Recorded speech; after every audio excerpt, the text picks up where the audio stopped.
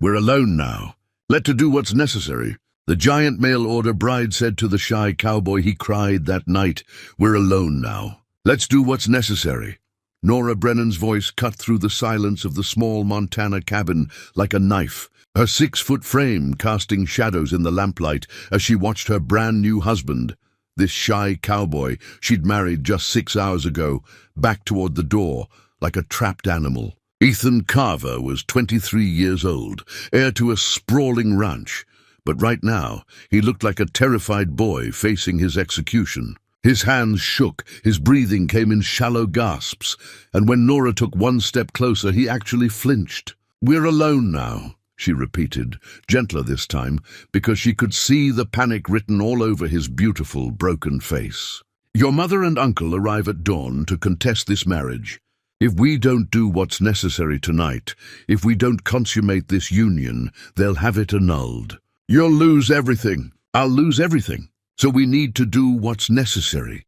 The giant mail-order bride stood there waiting, strong and certain, and ready to do whatever it took to make this marriage real, to protect what was theirs. But the shy cowboy she'd just vowed to honor and cherish was shaking his head, tears already streaming down his cheeks. "I can't," Ethan whispered, his voice breaking on those two devastating words. "Nora, I don't know how to. My mother raised me to believe that wanting someone made you an animal, that touching a woman was sin, that I was weak for having any desire at all." His whole body trembled. "I'm 23 years old and I've never even kissed anyone. And now I'm supposed to, with you, when you're so much stronger than me, so much more capable, and I'm just—" His words dissolved into broken sobs. And Nora Brennan, this giant mail-order bride who'd survived Boston slums and brutal poverty, who'd raised 3 siblings alone, who'd never backed down from anything in her life, felt something crack open in her chest. This wasn't just about doing what was necessary anymore. This was about a man so damaged by shame that he was crying before they'd even touched, so convinced of his own weakness that he couldn't see his own courage. "Ethan," she said softly, and when she reached for him this time, he didn't pull away. "We're alone now. No one can hurt you here. No one can tell you you're not enough. It's just us. And I'm going to show you that what's necessary isn't about being strong or experienced or perfect."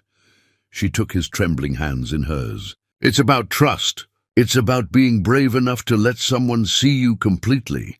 Can you do that?" The shy cowboy looked up at his giant mail-order bride through his tears. "What if I fail? What if I'm not man enough for this?" "Then we'll figure it out together," Nora whispered. "Because we're alone now. And alone means safe." 3 days ago, Nora had stepped off the train in Silver Creek with nothing but a worn carpet bag and a letter from a man she'd never met. Ethan Carver's advertisement had been different from the others. No promises of romance, no flowery language about finding a helpmate. Just stark honesty, need wife immediately for legal purposes. Can offer security and fair treatment. Must be willing to marry within 1 week of arrival. She'd written back the same day. "I'm 27, tall, strong, practical. No romantic illusions. Need security. Can work hard. We'll marry on your terms." When she'd first seen him waiting at the train station, Nora's heart had sunk. He was beautiful in a fragile way. Slender build, expensive clothes that hung awkwardly on his frame, soft hands that had clearly never done ranch work. And the way he looked at her, not with desire or even interest, but with something close to fear. "Miss Brennan?" His voice had been barely audible. "That's me." She'd extended her hand for a business-like shake. His palm was cold and damp. "I'm Ethan Carver. Thank you for coming. I know it's an unusual arrangement. Most mail-order marriages are." She'd studied him carefully. "Your letter said you needed a wife for legal purposes. Want to tell me what that means?" He'd flushed scarlet. "Perhaps we could discuss it somewhere more private." Over coffee in the hotel restaurant, Ethan had explained everything. His father had died 3 months ago, leaving him the ranch. But the will had a stipulation. Ethan had to be married by his 24th birthday, or the property would go to his uncle. His birthday was 13 days away. "My mother and uncle think I'm not capable of managing the ranch," Ethan had said, staring into his coffee cup. They've been trying to have me declared incompetent. A legal guardian situation. The marriage is my only way to prove them wrong. And what happens after we're married? What's expected of me? Help run the household. Be present when my mother and uncle arrive. Make the marriage appear legitimate, he'd paused. I can pay you. A salary, separate from household funds. You'd have your own money. It was the most practical marriage proposal Nora had ever heard. No false promises. No pretense of affection. Just a business arrangement that benefited them both. One question, she'd said. Why me? Why not marry someone local? Ethan's face had gone carefully blank. Everyone local knows me. Knows my mother. They'd ask too many questions. I need someone who won't judge me for... He'd stopped. I need someone practical. What he meant, Nora understood, was that he needed someone desperate enough not to care about his strangeness. Someone with nowhere else to go. I accept your proposal, she'd said. When's the wedding? They'd married 3 days later in a hasty ceremony. The preacher had looked skeptical, this tall, confident woman, and this nervous young man who could barely meet her eyes. But money talked, and Ethan had plenty of that. Now they were alone in the cabin that was supposed to be their home, and Nora was watching her husband fall apart. Ethan, sit down, she said gently. Before you collapse. He sank onto the edge of the bed, head in his hands. I'm sorry. God, I'm so sorry. You came all this way and I'm useless. Nora knelt in front of him, bringing herself to his eye level. Look at me, he did reluctantly. Tell me about your mother. What? Your mother. The woman who's coming tomorrow to take everything from you. Tell me about her. Ethan's jaw clenched. She controlled every aspect of my life. What I wore, what I ate, who I could speak to. My father was always away on business, so it was just her and me. She said she was protecting me, keeping me safe from the world's corruption. What did she say about women? That they were delicate creatures. That men who had urges were animals. That wanting someone physically was the lowest form of sin. His voice dropped. She caught me once when I was 15, looking at a catalogue with women's undergarments. She beat me so badly I couldn't sit for a week. Told me I was disgusting, that I'd never be the kind of man a decent woman would want. Nora's hands clenched into fists. Your mother was wrong, was she? Look at me, Nora. I'm 23 years old and I'm crying like a child because my wife wants to, because we need to. He couldn't even say it. Ethan Carver, listen to me carefully. Nora took his face in her hands. Your mother didn't protect you. She broke you. She taught you to be afraid of the most natural thing in the world, so she could control you forever. And you know what? You're still braver than she ever gave you credit for. How can you say that? Because you're here. You found a way to fight back. You married me even though I terrify you. You're trying to save yourself. She brushed away his tears with her thumbs. That's not weakness. That's courage. I don't feel courageous. I feel pathetic. Then let me be strong enough for both of us. Nora stood, pulled him to his feet. We're alone now, Ethan, truly alone. And I'm going to teach you something your mother never wanted you to know. What? That being vulnerable doesn't make you weak. That trusting someone doesn't make you less of a man. That what's necessary isn't about performing or proving anything. She moved closer, slowly, giving him time to pull away. It's about two people choosing to be honest with each other, even when it's scary. Especially when it's scary. Ethan's breath hitched. I don't know how to do this. Neither do I. Not really. She took his hands, placed them on her waist. But we have all night to figure it out, together. Nora, she kissed him. Gentle and brief, just a brush of lips. When she pulled back, Ethan's eyes were wide with wonder. That's how you start, she whispered. Now you try. His hands were shaking as they came up to frame her face. His kiss was uncertain, clumsy, but achingly sweet. When they broke apart, he was breathing hard. Did I do it right? There's no wrong way to kiss someone you care about. I don't even know if I know how to care about someone. My mother said I was too broken for that. Then I'll teach you that too. Nora pulled him toward the bed. But first we do what's necessary. Not for the ranch. Not for the inheritance. For us. So tomorrow when your mother arrives, she can't take this away. Ethan sat on the edge of the bed, trembling. I'm so scared. I know. But we're alone now. And I promise you, I will be gentle. Nora sat beside Ethan on the bed, close enough to feel the heat radiating from his trembling body, but not touching yet. The lamp flickered, casting dancing shadows across the rough log walls. Outside, Montana wind howled through the pines, but in here the only sound was Ethan's ragged breathing. "Tell me what you're thinking," Nora said softly, "that I'm going to ruin this, that you're going to realize you married a coward." His voice cracked. "That tomorrow my mother will take one look at me and know I couldn't even, that I failed at the one thing a husband is supposed to do. Your mother doesn't get to define what a husband is supposed to do." Nora turned his face toward hers. "And you're not a coward. You're terrified. There's a difference, is there? A coward runs. You're still here." She brushed a strand of dark hair from his forehead. "Ethan, I need you to understand something. What happens tonight, it's not a test. It's not something you can fail. It's just us learning each other. But we have to consummate the marriage. That's not learning, it's both." Nora stood, began unbuttoning her dress with steady fingers. "Watch me." Ethan's eyes went wide. "What are you—" "I'm showing you that vulnerability goes both ways." She slipped the dress from her shoulders, let it pool at her feet. Standing in her chemise and petticoats, she felt exposed but powerful. "I'm 6 feet tall. I've been told my whole life I'm too big, too masculine, too much for any man to want. Right now, I'm standing here half-dressed in front of a man I've known for 3 days, hoping he won't look at me with disgust.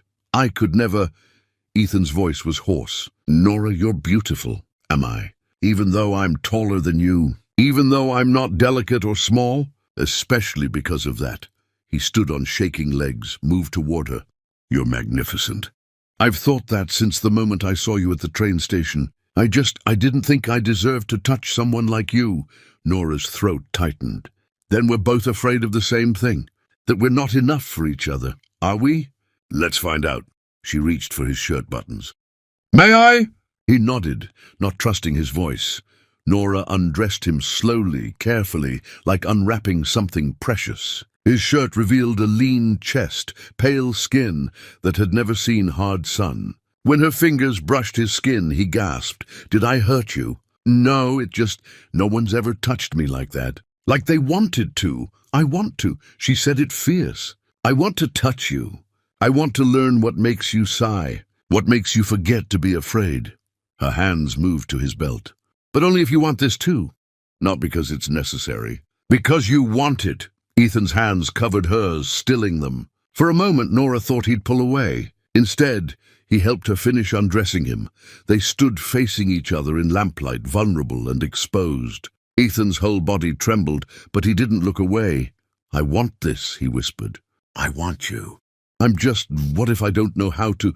What if my body doesn't? Then we'll figure it out." Nora guided him back to the bed, lay down beside him. "There's no timeline, no right way, just us." She kissed him again, deeper this time, and felt him start to respond. His hands moved tentatively across her skin, exploring, learning. When he touched somewhere that made her breath catch, he froze. "Keep going," she murmured. "That was good." "It was? Very good." Encouraged, Ethan grew bolder. His kisses moved from her mouth to her neck, her shoulder. His touch became more confident. And when Nora showed him where to touch, how to move, he followed her guidance with devastating focus. "You're a quick learner," she breathed. "I have a good teacher." His smile was shaky but real. They moved together slowly, carefully. There were awkward moments, fumbling and uncertainty and whispered questions. But there was also tenderness, trust, the gradual building of something that felt less like obligation and more like connection. When they finally came together fully, when Ethan finally understood what it meant to be that close to another person, he made a sound between a sob and a gasp. "Are you all right?" Nora stilled, concerned. I can't." His voice broke completely. "Nora, I feel like I'm falling apart." "Then fall apart. I've got you." And he did. Ethan cried as they moved together, great shaking sobs that had nothing to do with pain and everything to do with release. Years of shame and fear and loneliness pouring out of him. Nora held him through it, murmuring reassurances, showing him that crying didn't make him less. It made him human. Afterward, they lay tangled together, Ethan's tears still wet on his cheeks. "I'm sorry," he whispered. "I ruined it." "You didn't ruin anything." Nora pulled him closer. "You let yourself feel. That's the bravest thing you could have done." "I cried like a child. You cried like a man who's finally safe enough to break." She kissed his forehead. "Your mother taught you that emotions were weakness." She was wrong. Emotions are proof you're alive. Ethan was quiet for a long moment. "Then thank you. For what?" "For not looking at me like I'm broken. For not being disgusted by how pathetic I am." "Ethan Carver, you listen to me." Nora tilted his chin up, made him meet her eyes. "You're not pathetic. You're healing. And healing is messy and hard, and sometimes it means falling apart before you can build yourself back up. Is that what this was? Healing?" "Yes, for both of us." She smiled softly. "I haven't let anyone close since my fiancé died. I told myself it was because I was too busy surviving. But the truth is I was afraid. Afraid of being vulnerable. Afraid of needing someone. And now I'm still afraid. But I'm here anyway. With you." She traced patterns on his chest. "We're both broken in our own ways. Maybe that's why this works." Ethan's arms tightened around her. "What happens tomorrow? When they come?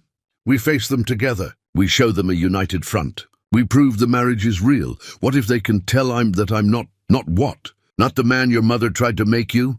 Good, be yourself instead."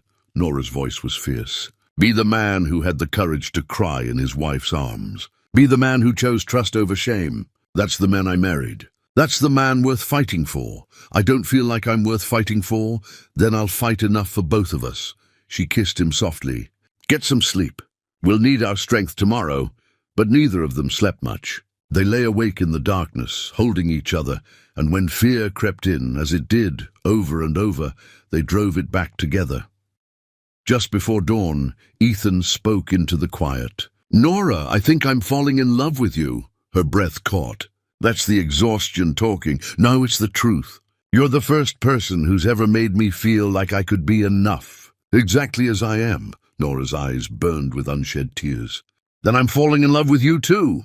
My shy cowboy who cried when he needed to. Who trusted me enough to break. What kind of life are we going to have? I don't know. But we'll figure it out." She held him tighter. "Together. We're alone now, remember? Just us. And maybe that's exactly what we both needed." Outside, the sky began to lighten. Dawn was coming, and with it the battle for their future.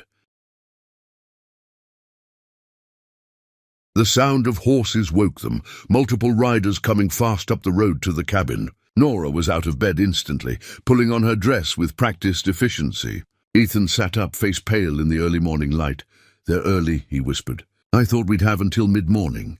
Your mother wanted to catch us unprepared." Nora's jaw set. "Get dressed quickly." They scrambled into their clothes, fingers fumbling with buttons and laces. Ethan's hands shook so badly, Nora had to help him with his collar. Through the window, they could see 5 riders approaching, a severe woman in black leading them, flanked by a heavy-set man and 3 others who looked like lawyers. "That's her," Ethan breathed. "That's my mother." Nora studied the woman. Margaret Carver sat her horse like a queen surveying her kingdom, spine rigid, face carved from ice. Everything about her radiated control and disapproval. "She looks terrifying," Nora said honestly. "She is." Ethan's voice was barely audible. "Nora, maybe we should give her what she wants. The ranch isn't worth—" "Stop!" Nora grabbed his shoulders. "Look at me. We did what was necessary last night. You and me. We made this marriage real. She doesn't get to take that away. But what if she can tell? What if she knows I'm not—" "She knows nothing. She sees what we show her." Nora straightened his collar one last time. "And we're going to show her a married couple. United. Strong. Understand?" Ethan nodded, not trusting his voice. The knock came hard and imperious. Nora squeezed Ethan's hand once, then opened the door. Margaret Carver stood on the porch, her face a mask of cold fury. "Ethan, step outside. Now." "Good morning, Mrs. Carver," Nora said pleasantly, blocking the doorway with her considerable height. "I'm Nora, your son's wife. Won't you come in?" Margaret's eyes raked over Nora with undisguised contempt. So you're the opportunist who trapped my son into marriage. You're even more unsuitable than I imagined. Mother, that's enough. Ethan appeared beside Nora, his voice shaking but determined. Nora is my wife. You'll speak to her with respect. Respect? For this Amazon who clearly saw a vulnerable young man and a fortune. Margaret pushed past them into the cabin, her entourage following. Ethan, this farce ends now. I've brought lawyers and a doctor. We're having this marriage annulled on grounds of coercion. There was no coercion, Nora said firmly. Ethan and I married of our own free will. My son has been sheltered his entire life. He doesn't understand how women like you operate. Margaret's voice dripped venom. You probably seduced him, made him think he wanted this. But Ethan isn't capable of making such decisions. He's too delicate. I'm standing right here, Mother. Ethan's voice was stronger now. And I'm capable of making my own decisions. Are you? Then explain to me how you went from refusing to even speak to women 3 months ago to marrying a complete stranger in less than a week. Margaret circled him like a predator. This woman has manipulated you. Used your grief over your father against you. The uncle, a heavy man with calculating eyes, stepped forward. The terms of your father's will were clear, Ethan. You had to be married by your 24th birthday. But the marriage must be legitimate, consummated, a real union. His smile was cruel, not some desperate arrangement with a hired actress. Nora felt Ethan stiffen beside her. This was the moment, the test they'd prepared for. Our marriage is legitimate, Nora said clearly. In every way. Prove it. Margaret's eyes were ice. Dr. Henshaw here can examine you both. Verify whether this marriage has truly been consummated. Horror flooded Ethan's face. You can't. That's invasive. It's necessary. Margaret's voice was hard. Unless you have something to hide. Nora stepped forward, every inch of her 6-foot frame radiating protective fury. You want proof? Fine, examine me. But you leave Ethan alone. He's endured enough violation from you for one lifetime. The room went silent. Even Margaret seemed taken aback by Nora's fierce tone. How dare you speak to me that way? How dare you? Nora's voice cut like a blade. You raised your son to be terrified of his own humanity. You beat him for natural curiosity. You taught him that wanting someone made him an animal. You spent 23 years breaking him down so completely that he thought he was worthless. She moved closer to Margaret, and the older woman actually stepped back. But here's what you didn't count on, Mrs. Carver. Your son is stronger than you ever gave him credit for. Strong enough to break free. Strong enough to choose his own life. Strong enough to marry me? This is absurd. Ethan, tell this woman to— No! Ethan's voice rang out clear and strong. Nora's right. About all of it. You did break me, Mother. You made me afraid of everything. Afraid to want. Afraid to feel. Afraid to be myself. His hands clenched at his sides. But I'm done being afraid of you. Margaret's face went white. You ungrateful, after everything I sacrificed. You didn't sacrifice. You controlled. Ethan's voice shook but held firm. And it ends now. This is my ranch. Nora is my wife. Our marriage is real and legitimate in every way that matters. And you need to leave. I'm not leaving until— Yes, you are. The uncle spoke up, his face troubled. Margaret, let it go. What? I said let it go. He pulled a document from his coat. I had our lawyers review the will again. The terms say Ethan must be married by his 24th birthday. They don't specify how long he has to have known his wife. They don't require your approval, and they don't give you any grounds to contest a legal marriage between consenting adults. He looked at Ethan with something like respect. Your father knew what he was doing when he wrote this will. He was giving you a way out from under your mother's control. Margaret's face twisted with rage. You can't possibly believe— I believe your son found a way to save himself. And frankly, it's about time. The uncle turned to Nora and Ethan. I'm sorry for this intrusion. Your marriage is legal. The ranch is yours. Congratulations, he walked out. The lawyers followed, muttering apologies. Only Margaret remained, trembling with fury. This isn't over, she hissed. You think you've won, but you haven't. You'll fail, Ethan. You'll prove you're as weak as I always said. And when this ranch falls apart and this woman leaves you for someone better, don't come crying to me." "I won't," Ethan said quietly. "Because I'm not weak. I never was. You just needed me to believe I was so you could keep controlling me." Margaret stared at her son like she was seeing a stranger. Then, without another word, she swept from the cabin and mounted her horse. They watched her ride away, her back rigid with defeat. When the dust settled, Ethan's knees buckled. Nora caught him, held him up. "It's over," she whispered. "You did it. You stood up to her. I couldn't have without you." Ethan's voice was raw. "Nora, the things you said were true. All of it." She cupped his face. "You're not broken. You're free." He kissed her then, fierce and desperate and full of everything he couldn't say. When they broke apart, both were crying.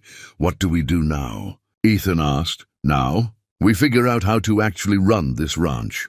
Nora smiled through her tears. "Together. Because we're not alone anymore. We have each other."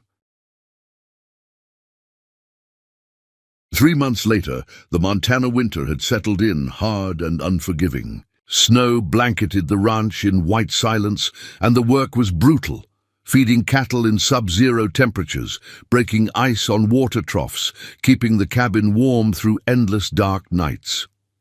But Nora and Ethan had fallen into a rhythm, each learning the other's strengths, covering the other's weaknesses. Ethan was better with the animals than Nora expected.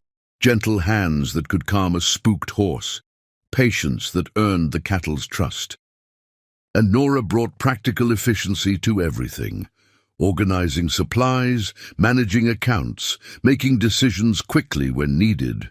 But more than that, they'd learned each other in the quiet moments. How Ethan still sometimes woke, gasping from nightmares about his mother. How Nora's hands shook when she talked about her father. How they both needed touch, constant reassurance that they weren't alone. Tonight, Ethan sat at their small table struggling with the ranch accounts, frustration etched into every line of his face. Nora watched him from the stove where she was making dinner, saw him throw down his pencil with a curse. "I can't make the numbers work," he said, defeated. "We're going to lose money this quarter." "Let me see." Nora wiped her hands and came to look over his shoulder. She studied the ledger, then pointed. "You forgot to account for the cattle we sold in November." "Add that here." Ethan did the calculation and his face cleared. "That makes it work." "How did you see that so fast?" "Practice. I managed my family's accounts for years." She kissed the top of his head. "We make a good team." "We do." He pulled her down onto his lap. "Nora, I need to tell you something." "That sounds ominous." "It's not. At least I hope it's not." He took a breath. "That first night, when you said we needed to do what was necessary, I thought you meant it was just obligation. A legal requirement to keep the ranch. And now I know it was more than that. At least for me." His arms tightened around her. "You saved me that night. Not just from losing the ranch. You saved me from spending my whole life believing I was broken." Nora's throat tightened. "You saved me too. I thought I'd spend my life alone, too big and too strong for anyone to want. You taught me that strength doesn't mean I can't be loved. I do love you." Ethan said it simple and sure. "I know we married for practical reasons, but somewhere along the way it became real. You became everything. I love you too." She kissed him softly. "My shy cowboy who learned to be brave.